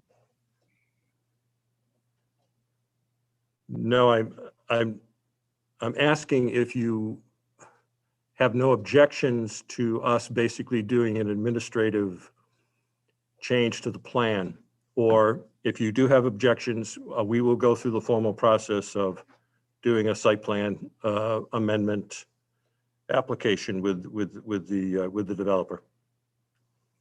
Okay, so you plan, it's a site plan that we're talking about changing. Correct. And, all right, was there approval conditional upon the construction of the sidewalks? Construction of a sidewalk on Hilliard was part of their original site plan approval, and it has been maintained all this time. The previous developer was aware they had to do that. The current developer is aware that he has to do that and plans to do it next spring to early summer. Okay, so you're basically just asking the board to delegate the authority to the planning department to implement the previously approved site plan. If you're comfortable doing Right? that, yes. If you're comfortable doing that, yes. All right, does anyone have any objection to the planning department working with the applicant and Public Works to get that sidewalk stuff done?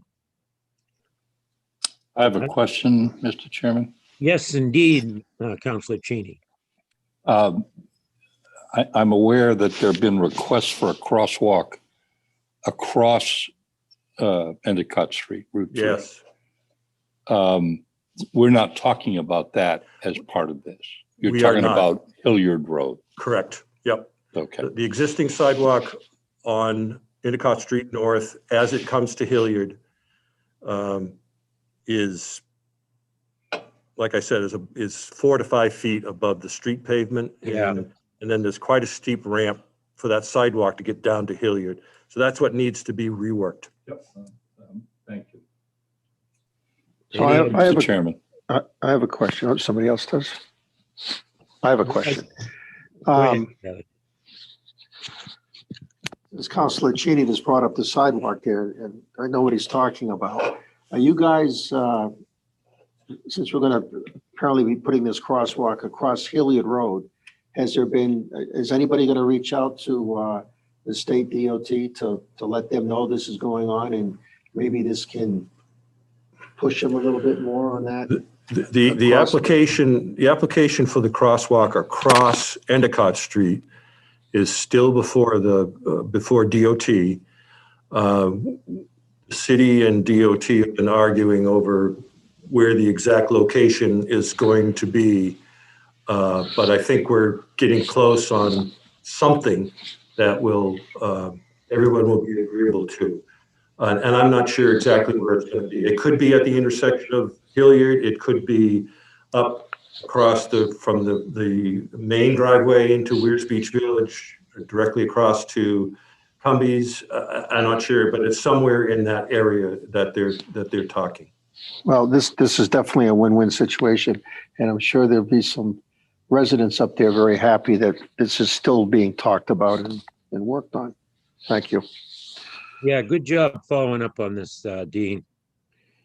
Anybody else have any questions or comments regarding the Weir's Beach Village sidewalks?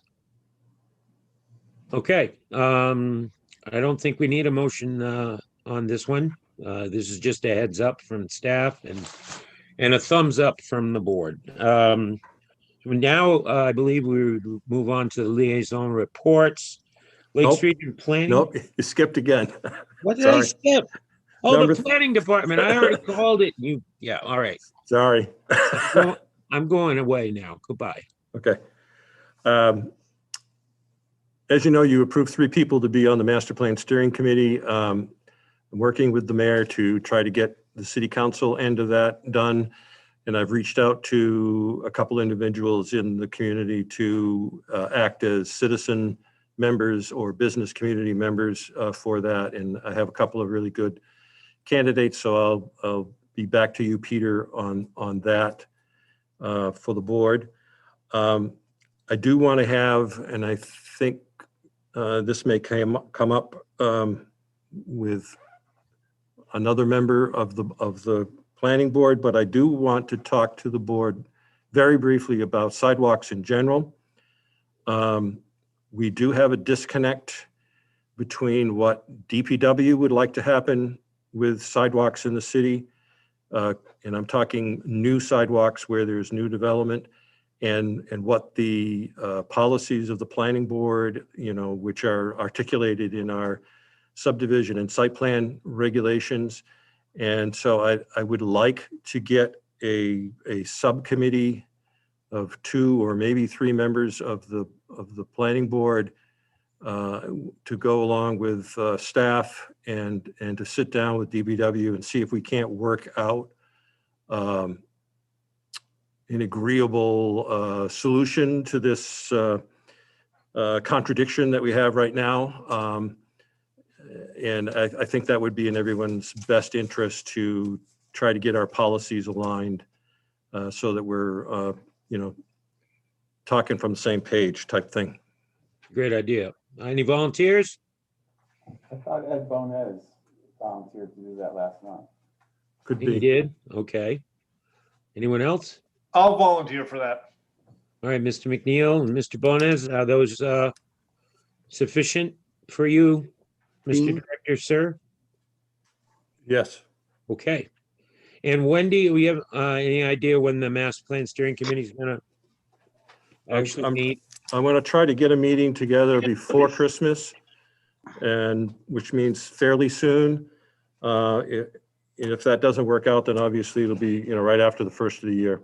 This will be on Zoom, right? Yes. Okay. Yep. Yeah. And I do have one other item for you. Yes, sir. We are about a year and a half into our short-term lodging ordinance being in effect. So we've had some experience with it. We do have a couple of learning experience situations that we have discovered as we've been going along. So I think that we need to have possibly some amendment to the ordinance, but I don't want to propose this kind of in a vacuum. And I'm wondering if the planning board is interested in reviewing what these issues are, or whether you just want me to work directly with the city council, which is kind of what we did when we were having the initial discussion about short-term lodging 2 years ago. But I wanted to give you, there's some options there. So, like I said, I don't want to do this in a vacuum. So what are you asking the board for tonight? Well, either, again, a subcommittee maybe of a couple of people to sit down and kind of vet out the kind of changes that we're talking about, and then formalize that and bring it to the board, and then we could pass it on to the city council. I mean, there's nothing urgent here, but like I say, now that we've had some experience with it, we know we have a couple of little issues that need to be, either resolved or amended somehow for clarification. So rather than create another subcommittee, why couldn't the master plan steering committee do that? Could, that would be fine. So let's just put it on that agenda, and that way we will be able to parse it out with you. And because that's merely an advisory committee anyway, but they can make recommendations out. Any changes that we're making should always be made in reference to the master plan. And so I think that's a good tie-in for this. And the sidewalk discussion too, quite frankly, because it seems like it's an almost insoluble problem. It was an issue when I was on the board back in the early part of in the 2000s, sidewalks to nowhere. All right. So we're gonna have master plan steering committee take care of that. Do you have any other things you'd like to add, Mr. Directors? No, I'm good. Thank you. All right. Well, thank you, Mr. Trefethan, for all your hard work. LRPC, Rob? There was a meeting last night of the Lakes Region Planning Commission. They discussed, they had a great presentation actually, talking about demographics in the state and how to correct or try to bring back some economic growth in the state. A lot of that comes down to how planning boards can plan for the future and the master plan, and encouraging families to move to the state and creating a more robust economy with younger people. Thank you for attending that meeting. My attendance at it has been horrid. Does anybody want to replace me on the Lakes Region Planning Commission? Any volunteers? When they used to have live meetings, the food was really good. And they have bottled water. Oh my goodness gracious. Yeah, it's tough. Yeah, I know. Well, there aren't any people waving their hands in the air, so thank Peter, you. they Yes, meet? When do they meet? it's once a month. No, is it quarterly or once a month? It's kind of been changed due to COVID, but usually Right. it's about once a month during the winter months, and then during the summer there's a break. And then I think there's one quarterly meeting. So about 6 or 7 meetings a year. Yeah, the state is kind of divvied up into regional planning commissions, and they act sometimes as a subcontractor for a town or a city, and they do a portion of their master plan, etc. Plus, they also interact with the DOT on the 10-year transportation plan. And they have a number of other interesting presentations. They always put on a pretty good program. If But you're also- interested, Stacy, that would be one less thing that I would have to not show up at. It is very informative. They give a lot of great information, and definitely a very forward-looking. So there's a lot of great lessons that are learned. Yep.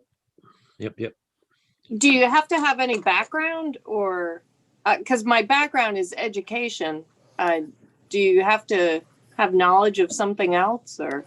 Actually, part of it was education last night. So definitely having some school board experience goes a long way. So any education, any experience is well suited for it.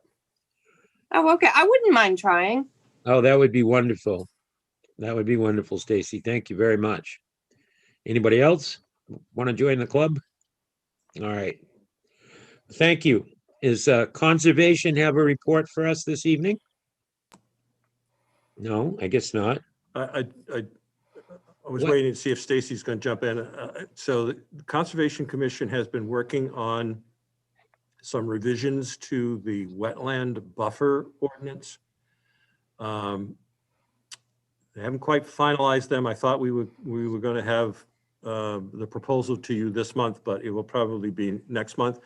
But I did just want to give you a heads up that they had a number of changes coming for the wetland buffer portion of the ordinance. So that will come to you first for a presentation, and then schedule a public hearing, and then assuming you want to proceed with these proposals, you would send that on to the city council. Is Mr. Anson still the chair of Yes, that? he is. Yeah, okay. Well, good. Maybe we'll see him next time. Anything else about conservation? Any questions? All right, then, Councilor Cheney, what's the update from the city council? Well, I'm not aware of any specific updates. I would like to support, despite the fact you've already made the decision, the idea that the planning board participate in the discussion about short-term rentals. I think the council wrote ordinances with their back against the wall and need your help to mend it and make it right. So I'm thankful that you've agreed to take that on. Well, thank you. Thanks. Yep. Anything else that we should know as you head into the budget process? I'm not aware of anything else at the moment. Okay, thank you very much. How about the Historic District Commission? Do they have a report for us this evening? We did have our meeting, and really the most important thing that came out of it is that we're looking to expand the actual perimeters of the historical district. downtown. It'll be much larger than it is now, with approval from the city council. We expect it'll go before probably one of the subcommittees on the city council and then just go from there. All right, thank you. Anything else? So I just wanted to add one thing that's not on the agenda, and that is the mayor's task force on homelessness has met once. It's meeting again next week. This is a nice tie-in to the discussion we had, the brief discussion we had earlier about the displacement of X number of people by new development and the housing market as it is right now. And I want the planning board to be aware that as a member of that task force, I would probably be representing to the task force that any issues that the planning board would have any jurisdiction over would be presented to us. It's not likely unless changes to ordinances or site plan reviews are needed. And it's not clear to me at this point what the task force's role is going to be in seeing that change takes place. But all I can say anecdotally is that our homeless population has increased somewhat this year due to a number of factors. I have been charged by the mayor with developing a survey, which we're going to try to distribute to the homeless population in town, try to get an idea of how many men, women, and children are out living in the woods and the conditions under which they are living and the steps that need to be taken, if any, to improve their situation. And I think it's clear that this year it came to a head because there were people living quite visibly down or spending most of their time quite visibly down at Rotary Park, right in the middle of everything. And it kind of brought it to the public's attention for good or ill. But I know this board would be very interested in knowing if there's anything that we can do to help with either the housing shortage or the other factors that lead to homelessness and it's not just Laconia. We are a destination city for the immediate area because the services are all here. Welfare is here, and unemployment is here, and the medical facilities are here. So it should be a countywide effort, and that was part of my condition in accepting the mayor's offer to join the task force was that we send some feelers out to the other towns surrounding, because it really is a shared problem. And that's all I've got. Does anyone have anything else they want to add under other business? Mr. Chair, this is not a heavy thing, but I just thought it was a point of interest that the Barton Motel neon sign came down today. And I noticed that it was being tossed in the back of a pickup truck. So anyway, it's gone now. For those of us that will miss it, say la vie. That's all. I will miss Annie's book stop, I can tell you that. I drove by the other day and the lights were on and nobody was home. And, it's an end of an era. There's not much we can do other than to regulate the growth as best we can within the parameters of the law. Is there anything else? All right, well, sensing none, I want to thank you all for another great meeting and staff for, as always, your prodigious efforts in support of the board. And I would entertain a motion to adjourn this meeting until next month. So Make the moved. motion to adjourn. All right. All those in favor, raise their hands. All right. The motion is granted. The meeting is adjourned, and I thank you all for your service. Yeah. And Jewel, I'm sorry you couldn't hear. And happy holidays, everybody. It's probably a setting on your computer. I know that when I sometimes log in, it prompts me to test my mic. Or to ask me what, no? It asks you what you're supposed to, how you want to use headphones, or if you want to use